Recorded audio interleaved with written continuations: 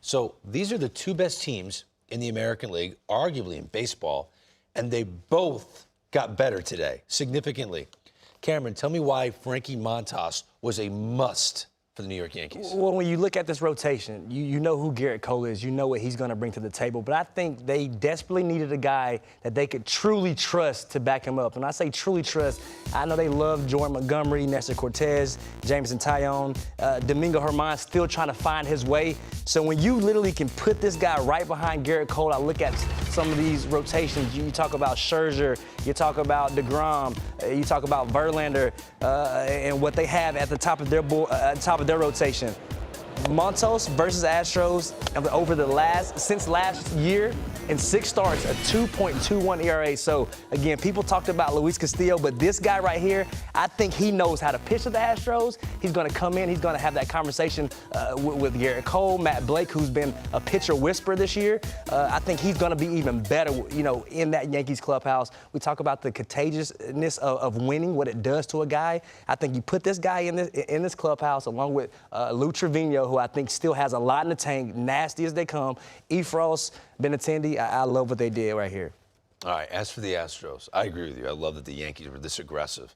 What the Astros did today, it woke me up. The Astros want to win the World Series this year. They really are. Yeah, I compare the Astros. This is like you have a new car, but you don't like the sound system, so you want to upgrade and get a really good sound system. They were good to begin with, but I think they just added to that car that they have. 212. Trey Mancini is a guy. Gurriel struggled this year. They didn't need to make this deal, but this is really going to help them.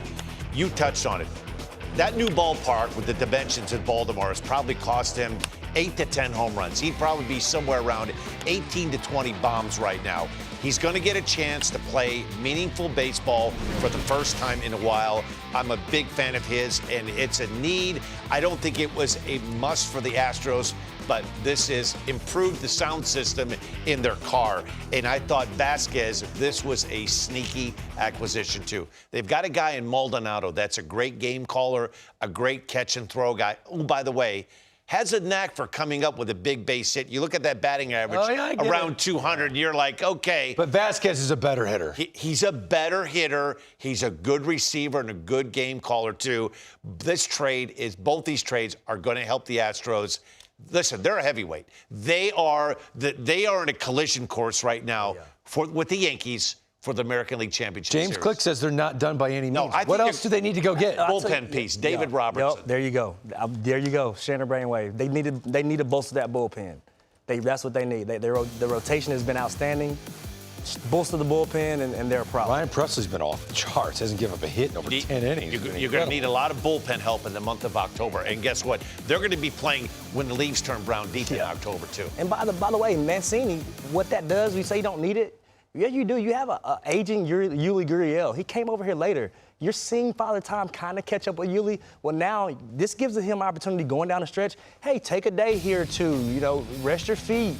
Get your wind back under you. This gives them depth that they desperately need. And he can play some outfield as well. And you have to look at this right here, because these are skewed from playing in that ballpark in Baltimore. The home runs, the RBIs, they would be significantly better if he played all of his home games this year at that ballpark. And just go back to the Astros in their heyday and all the right-handed thump they've lost. I said this a couple hours ago. George Springer, right-handed thump, is gone. They really never replaced that. Alex Bregman has not been the MVP candidate from the right side. Louis Gurriel, like you said, Father Time. Carlos Correa at shortstop. We love Jeremy Pena, but he's not putting up the crooked power numbers that Carlos Correa put up. So from the right-handed side, they've lost significant thump. They still have Altuve and Yordan Alvarez left side, Tucker left side, but they needed a bat like this.